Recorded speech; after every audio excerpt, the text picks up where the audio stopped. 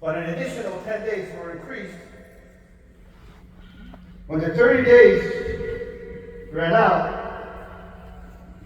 his followers said, "Where is he? He did not return."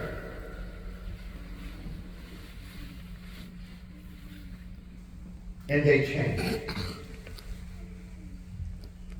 From forgetting that they were saved from Pharaoh and the sea was split for them,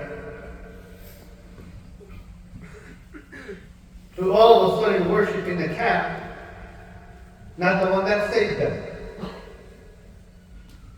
How fast humans can change.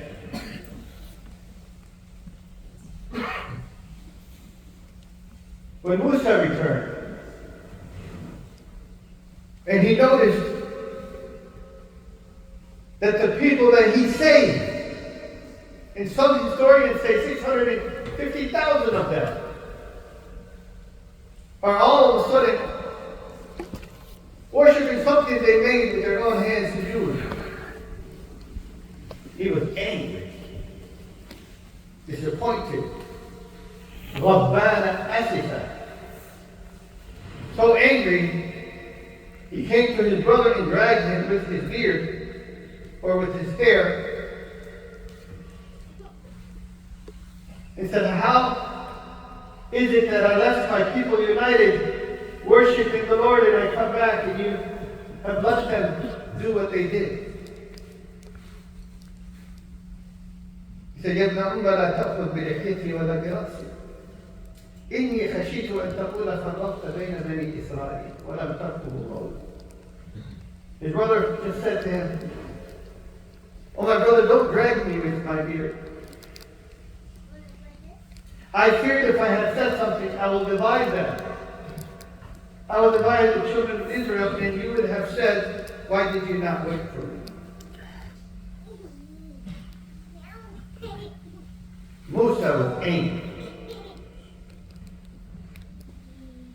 That anger almost caused the people of Israel at that time to perish. Allah Ta'ala lifted the mountain over their head. That anger caused them to be lost in the desert. يتيهون في الأرض. Anger is good, but it cannot dictate our actions. The Sahaba came to the Rasul Sallallahu Alaihi Wasallam, and they said, "Ya Rasulullah, none of us are capable of answering to nature without our weapons in our hands." They were hurt and angry, and they said, "Give us permission to fight back." But that permission was not given. Again, anger is a sign that speaks volumes of how your heart is functioning in your faith. But it should not dictate your action. Because the only thing that anger produces is regret. Because at the time of anger, you do things without thinking. That's why the Rasul said in his sayings, the powerful is not the one that can pin someone down, but the one that can hold back at moments of anger. Let me repeat that. The powerful, the one that's strong, is not the one that can pin another person down. You're showing your muscles. It's the one that can hold themselves back at moments of anger. Why do I need to hold myself back at moments of anger when anger is legitimized? It's because I need to react. And my reaction should not be coming from anger. Y'all are following me so far? Every one of us is angry. today. Angry to witness probably one of the greatest genocides in history. We're angry to see women and children in Gaza killed at every corner. Even the so-called safe areas that Israel's dedicated to be safe, it was only used to gather the women and children there so they could be massacred too. We're angry. No one should not be angry. Everyone should be hurt. Even if you're not religious, you still be hurt. Because humanity itself is dishonored in this war. In fact, what Israel today just showed the ugly face of what the world is all about. That it's okay to kill the defenseless, to kill the children and women, to bomb hospitals, places of worship, schools. It's okay. And they will foolishly claim that it's because Israel needs to protect itself from women and children. From women and children. This war has spoken volumes for all of us to understand where the world stands. It even speaks more volumes of where our politicians stand. We here in the United States. The values that we have cherished over the years, lives, and generations have no meaning today. Since women and children, their lives are not sacred. And we'll find pundits on news channels giving excuses for the killing of them. And our politicians failing to speak the truth. On the contrary, standing and aligning with the massacre of the innocents.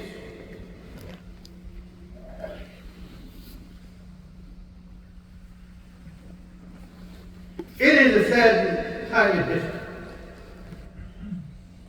But again, being angry is not the solution.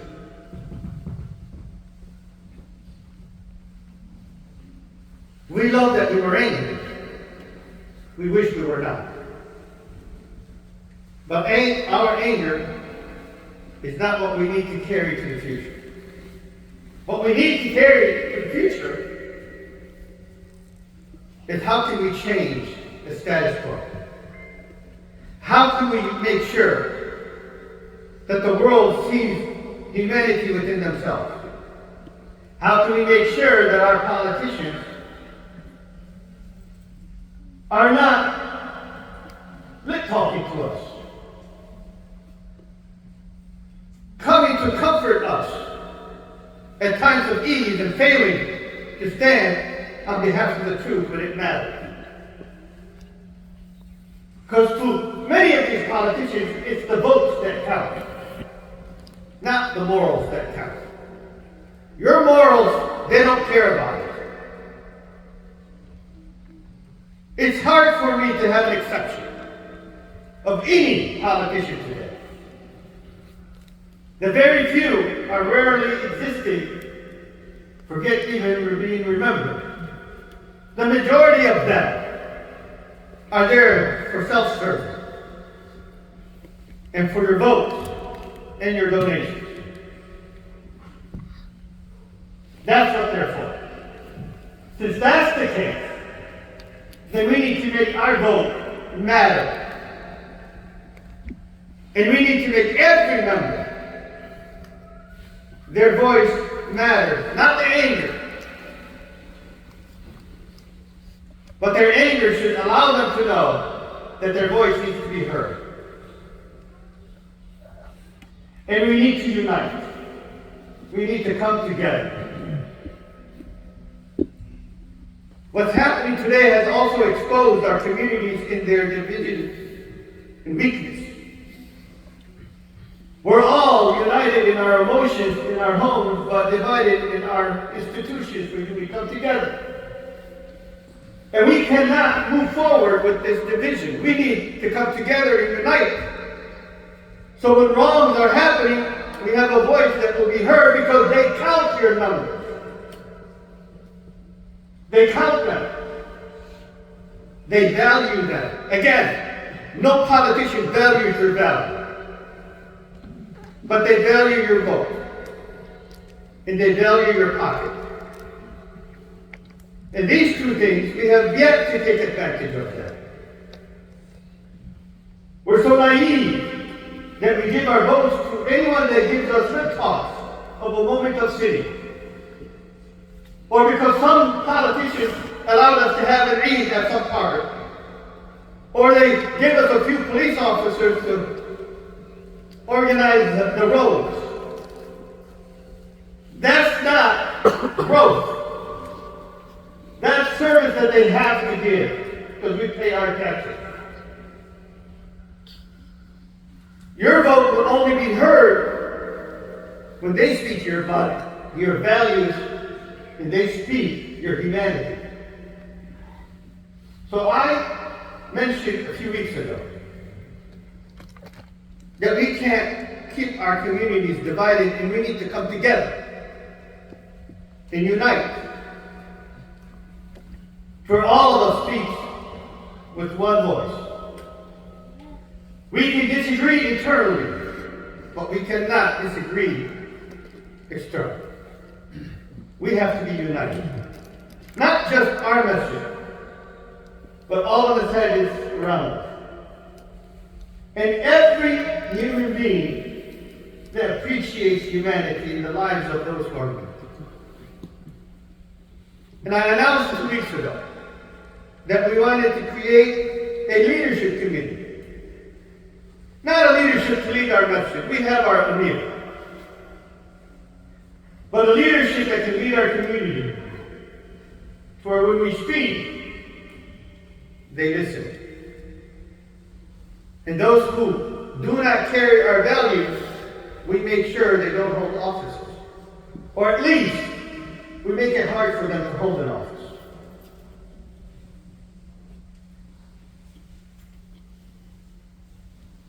This is something I'm calling, not the message calling. And I heard a huge takbir 2 weeks ago when I said that. I'm wondering if that enthusiasm is still there today. If that enthusiasm is still there today.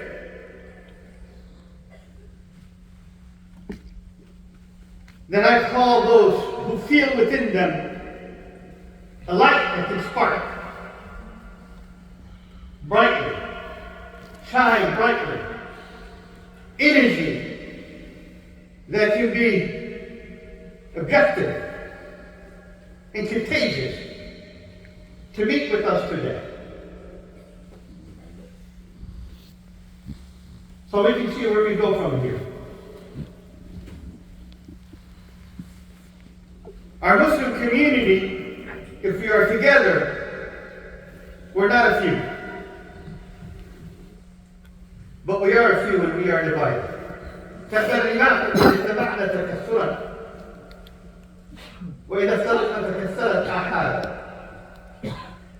There is no reason in all the differences that we have to be divided. I think we all agree on it. Because if the world allowed indiscriminately women and children to be killed, indiscriminately they will all see us the same. We have politicians that said they wanted to ban Palestinians from coming to the United States or even deporting Palestinians from the United States. Just like they did in history and put the Japanese can't. And just like they said after 9/11, that Muslims should be deported and not allowed to stay in the country. They created law so they can spy on you and make your heart different, or your life different. This is not an abstract here. We have a history of folks that only carry hate. And that hate cannot be erased unless we come together under the banner of truth, humanity, peace, righteousness.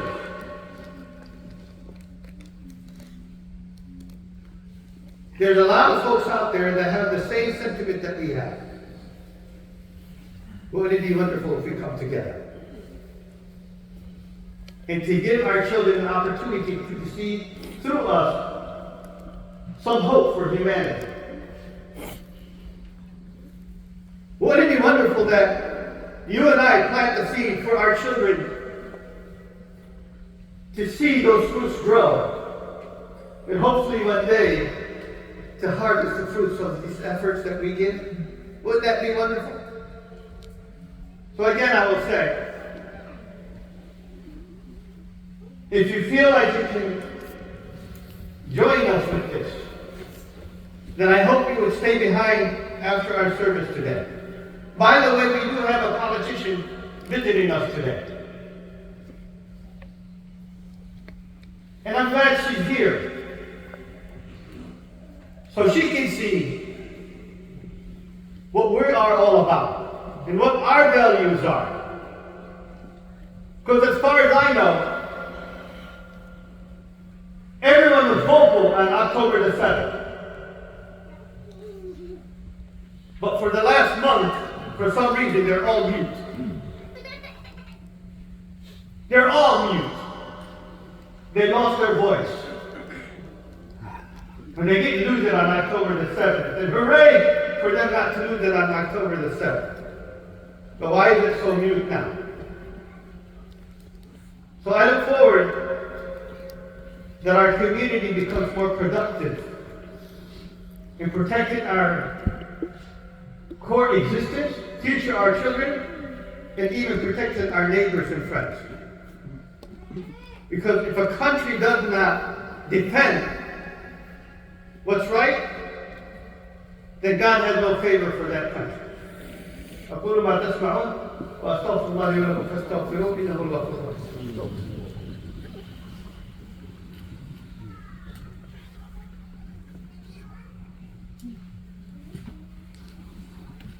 إن الحمد لله نحمده تعالى ونستغفره ونستهديه ونعوذ بالله من شرور أنفسنا ومن سيئات أعمالنا من يهده الله فلا مضل له ومن يضلل فلا هادي له ثم أما بعد.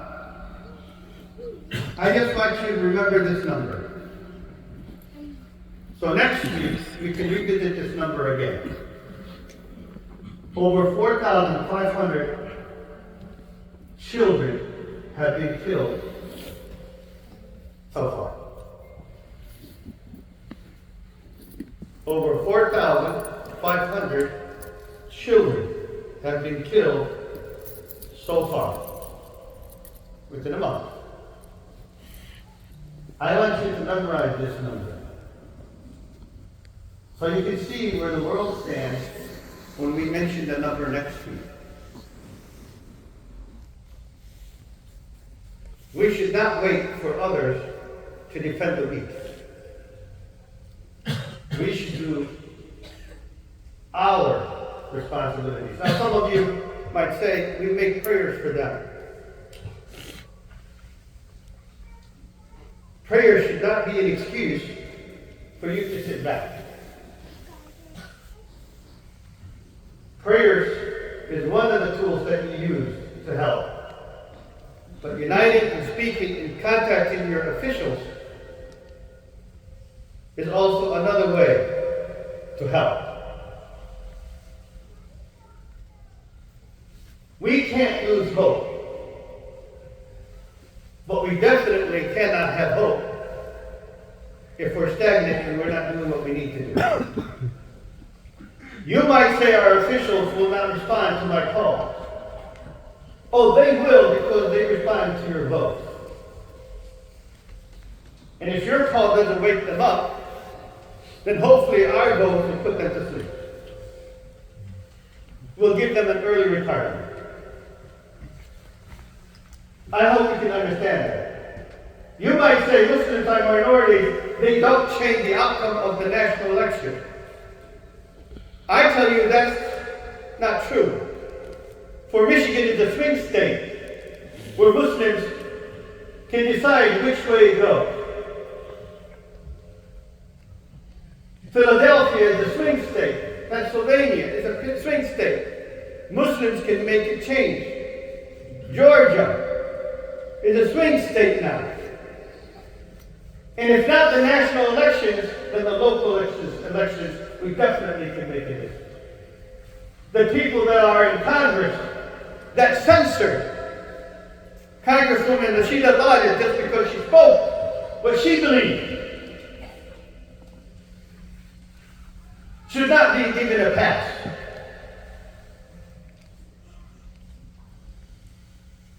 And for people in the administration that had no problem hearing the Ministry of Culture in Israel say, we should just throw a nuclear bomb on Gaza and just exterminate all of them. It's problematic for humanity.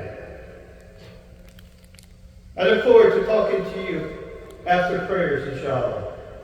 اللهم لا تدع لنا ذنبا الا غفرته ولا هما الا فرجته ولا دينا الا قضيته ولا حاجة من حوائج الدنيا والآخرة هي لك رضا ولنا فيها صلاحا إلا عنتنا على قضائها ويسرتها برحمتك يا أرحم الراحمين. اللهم احفظ إخواننا في غزة وفلسطين. اللهم احفظ إخواننا في غزة وفلسطين. اللهم احفظ إخواننا في غزة وفلسطين. اللهم انصرهم نصرا مؤزرا. اللهم انصرهم نصرا مؤزرا. اللهم اكتب الخزي والعار على أعدائهم وعدونا. اللهم اكتب الخزي والعار على أعدائنا وأعدائهم.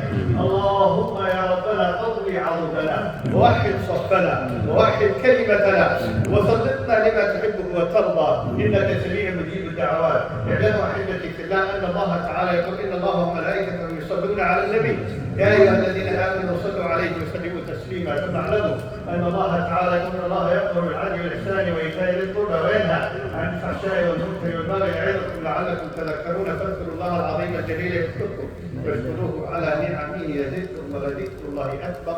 والله اعلم واصنعون واخر الصلاه.